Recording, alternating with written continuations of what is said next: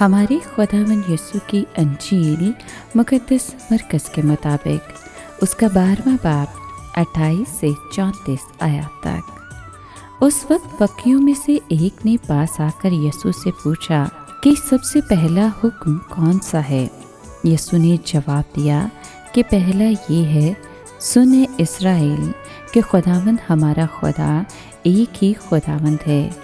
بس تو خداوند اپنے خدا کو اپنے سارے دل اور اپنی ساری جان اور اپنی ساری عقل اور اپنی ساری طاقت سے پیار کر، اور دوسرا یہ کہ تو اپنے ہمسائے کو اپنی مانند پیار کر۔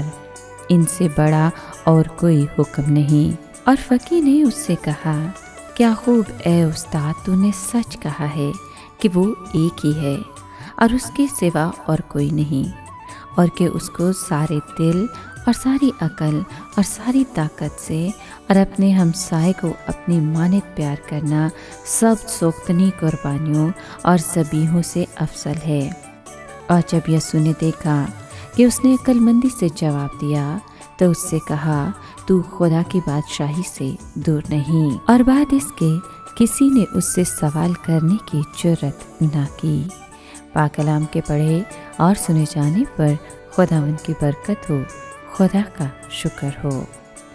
عزیز دوستو، آج کے کلام میں ہم نے سنا کہ مسیح یسوع سے ایک فقیہ یہ سوال پوچھتا ہے کہ اے استاد، توریت یعنی شریعت میں کون سا حکم بڑا ہے؟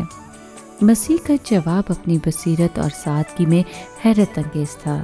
یہ پیغام اور یہ جواب لفظ محبت میں پوشیدہ تھا۔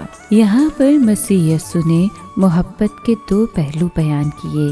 پہلا پہلو خدا سے محبت کرنا اور دوسرا انسان سے محبت کرنا ہے۔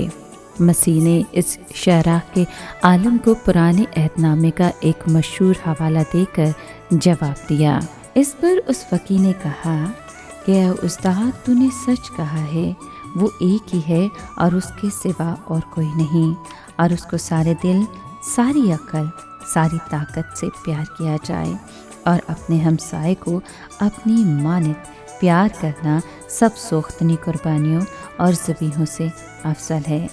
اس پر مسیح یسوع نے اس کے عقل مندی پر جواب دینے پر اس سے کہا کہ تو خدا کی بادشاہی سے دور نہیں۔ دلوں کے بھید جاننے والے خداوند خدا، ہم تیرا شکر کرتے ہیں کہ تو نے ہمیں توفیق دی کہ ہم دعا اور روزے کے ذریعے اپنے دل کو پرکھ سکیں اور تجھ سے محبت رکھ سکیں۔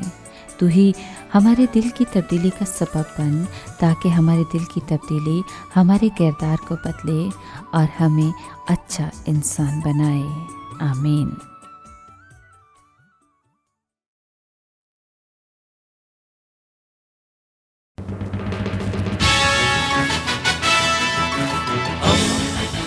دوستی کا پیمبر، ریڈیو ویریتاس ایشیا۔